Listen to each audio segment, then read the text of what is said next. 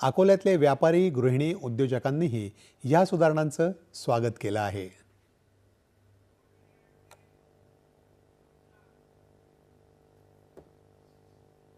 दैनंदिन वस्तूतील जे 12% 5%वर जीएसटीचा स्लॅब कमी करण्यात आलेला आहे, त्यामुळे निश्चितच सर्वसामान्य लोकांच्या आर्थिक महिन्याच्या आर्थिक बजेटची बचत होणार आहे।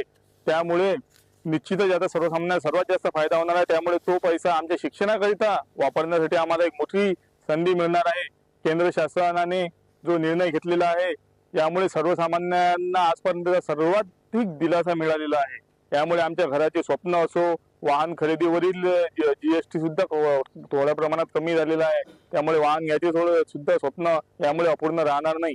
हे जे बदल केलेला आहे जीएसटी स्लॅब मध्ये, ते निश्चितच उद्योगांना, व्यापाऱ्यांना नवीन चालना देणार ठरणार आहे।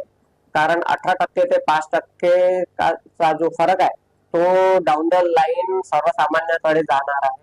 त्याच्याने मार्केटमध्ये महागाई जे आपण म्हणतो तेही कमी होणार आहे, कॅश फ्लो वाढणार आहे।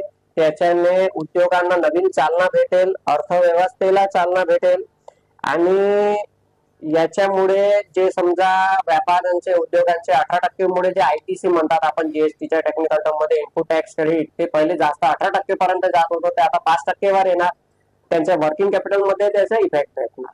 तर निश्चितच ओव्हरऑल हा अर्थव्यवस्थेला बूस्ट देणारा निर्णय आणि आम्ही याचं खूप खूप स्वागत करतो। छत्तीसगडच्या गरियाबंद जिल्ह्यात सुरक्षा दलानं राबवले